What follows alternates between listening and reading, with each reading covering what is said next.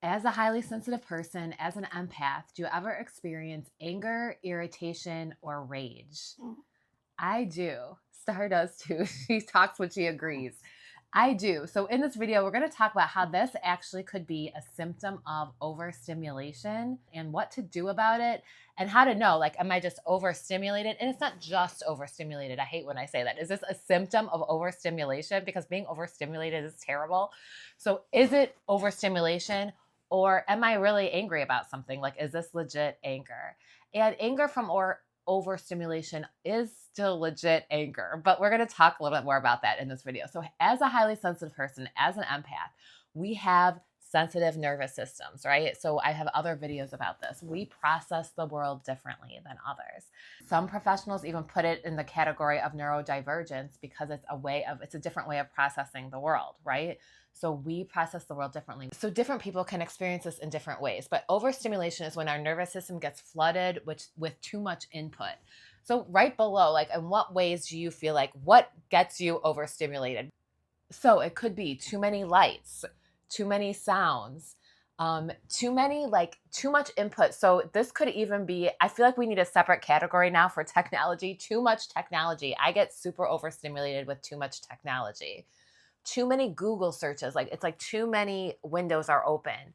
I feel like my thoughts, I can get stimulated by too many thoughts. I had this happen to me recently, where this actually happened to me last Friday. This is why I'm making this video, where I started to get angry because I was like, I had a very overstimulating day, but like maybe on the outside, it didn't look that overstimulating, but inwardly it was very overstimulating. Like, I was trying to fix things. We had this issue with our lawn that we were trying to, like, I was calling a lot of people with trying to fix the lawn. I had like my mom calling me. I had like a group text going on with friends. I went to aerobics that day. I went grocery shopping. Like, I did all these things, but usually a day like that is okay for me. Like, I like to get up and go to aerobics and go grocery shopping. Like, usually I enjoy those things, but there was too many other things going on while I was trying to do those things. Does that make sense? Like, too many tabs open. So it could be like too many tasks, you know? I think like too many Google searches is big right now. Like too many YouTube searches, too many ChatGPT threads. Too much technology can be very overstimulating, at least for me. I was listening to somebody recently who said that trying to fix yourself is dysregulating to the nervous system. Isn't that true? So like the energy from which we do something. So this like constant search, this is something that I fall into, like searching. This is not practicing what I preach, by the way. When I do this is like searching ways to fix myself. So too many thoughts, too many sounds, too much technology, too many tasks, too many decisions. Even if they're little decisions, if we have to make a million little decisions all day. And what happens is, for me personally, when I get overstimulated, like, I might be able to take loud music at another time when I'm not. But if all these other things are going on and then the music is loud, I might get angry. I might have an angry outburst. Something that happened to me this weekend. Even yesterday, we celebrated my mom's 83rd birthday, and it was a beautiful day. We had a really nice time. My whole family was there. We're in a restaurant, though. It's a very loud restaurant, and my mom is 83. Like, we're trying to help her, and we're trying to talk to the hostess, and just all these. It's so loud. All these things are going on. It was so overstimulating, even though it was a very nice time. But what happened was I had a really good time. But later that day, I had anxiety, so this can hit me in different ways. So the anger, overstimulation can cause anger, and it can cause anxiety. It can cause doubt. It can cause guilt. There's a lot of things. In this video, we're talking about specifically anger, because you're not a bad person if you feel angry. If you have an angry outburst from overstimulation, what can happen is we have this outburst and we feel angry, and then we can feel bad about it later. Like, you're a bad person because you're an angry person. It doesn't mean you're an angry person. It means you were overstimulated and you couldn't take it anymore. Okay, so this anger that we experience from being overstimulated is actually protective. Like, it's something that we want to listen to. It's not like we don't want to listen to what it says to do. Like, if it says to scream, if the anger is telling us to scream, we don't want to listen to that, but we want to notice it, because in a way, this anger is protective. This anger is protective because it's telling us, I need space. And it's no offense to anybody. Nobody's done anything wrong. It's no offense to you. You haven't done anything wrong. So the anger is protective. It's telling you you need space. You need space in your mind. You need space in your life. Your nervous system needs less input, right? So what happened to me on Friday is like, so it was a more stimulating day than usual. And I was making dinner. I was in the kitchen making dinner and my husband was playing music really loud. And usually like we listen to music on Friday nights, like it's usually okay.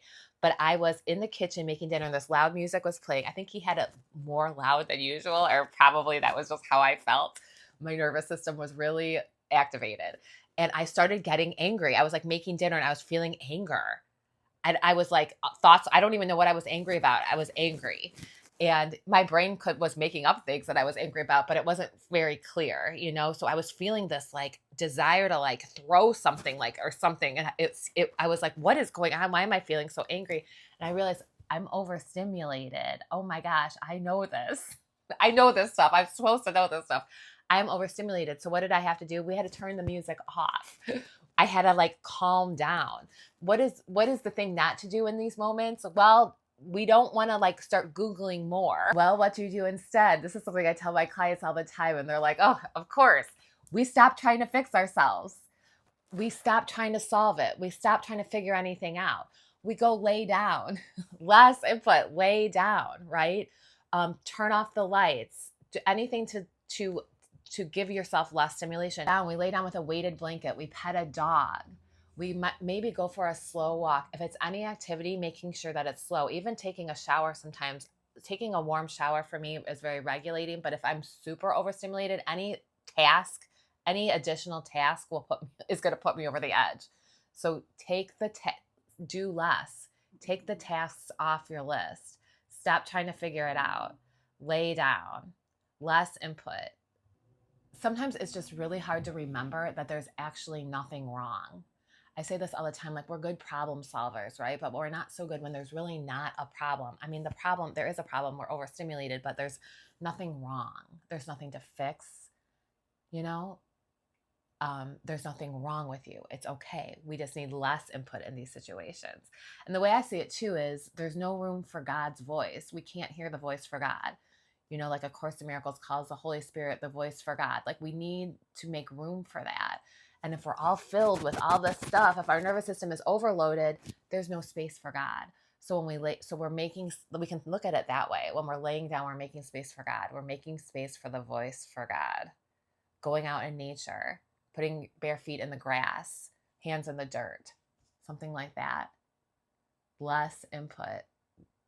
Now, once we're more regulated, after we sleep, you know, even that night and get up the next morning, if we're still angry, we'll be able to see it more clearly. Like we'll know. So like if we really were wronged, if a boundary was crossed or something like that, if it's not like a state dependent feeling or thing that happened, we'll know. Okay. So that's the thing too. Sometimes it's like, okay, well, if I still feel like this later, then I will think about that. So in conclusion, if you are feeling irritability, if you are feeling anger, if you are feeling rage, it could be due to overstimulation. And by the way, the irritable to anger to rage to rageful, that's kind of what I experienced on Friday really quickly as I was making dinner. Like I was getting irritable, like the music's too loud. Then I started feeling anger. And then I was starting to feel a little bit of rage because I was like wanting to throw something. And I felt like there was something wrong with me. You know, and then I realized what it was. So if you're feeling irritable, anger, rageful, it might be that you are overstimulated. And remember, I laugh inappropriately in my videos and in real life. I do too. Don't invite me to a funeral. No. Okay, so reel it in, Elizabeth. What was I saying about not inviting me to funerals? I was going to say I'm just kidding, but I'm actually not. I have laughed at funerals. It's something that runs in my family. It's a thing. And I have a friend that this would happen with too. So anyway, okay. So anger, irritation, rage. It could just be that you're overstimulated. Stop trying to figure it out. There's nothing wrong with you. Go ahead and lay down, you know, reduce the input, do the opposite of what you feel like you're supposed to do, which is probably like do more, do less. What is that syndrome? It's like mesophemia or something. I totally have it. It's not as bad as it used to be. But it's when you get like rageful when you hear people chewing gum. Like I've had that pretty much my life. So that's like that's an overstimulation thing, right? Okay. So It could be that you're overstimulated, so go ahead and lay down, reduce input. If you're still feeling angry the next day, if there was a boundary that was crossed, then you'll know what to do then. But in that moment, stop trying to figure it out. Make room for the voice for God. Google God in your mind. You can't Google God online. I've tried. So make room for the voice for God. And remember, we have the internet within us. We have the divine connection to God, to the Holy Spirit. And that's what we want. We want that. We want to go to the highest connection possible, which is that, right? Okay, so I hope this was helpful today. Prudence and Star are definitely not overstimulated. I got super overstimulated in my last video last week with the humidity outside. It was so awful. So I decided to come inside. I'm looking for different ways to film my videos. Like I like having a comfy position with the dogs instead of just like sitting at my desk. So I'm reviewing different ways. Let me know if you have something you prefer. Okay, go ahead and subscribe to this video if you want more videos like this. Oh, and I'll put my course below, which is about waking up from the nightmare of guilt, how to stop anxious thought loops, which is a wonderful course, very affordable. I put it below. And if you have any suggestions of things that you want me to talk about, I talk about being highly sensitive in this world, being an empath, midlife, spirituality, connecting with God, making space for God. Okay, so bringing the vertical into a horizontal world. Okay, so all these things, I hope this was helpful today. Peace and love. We will sign off and talk to you soon.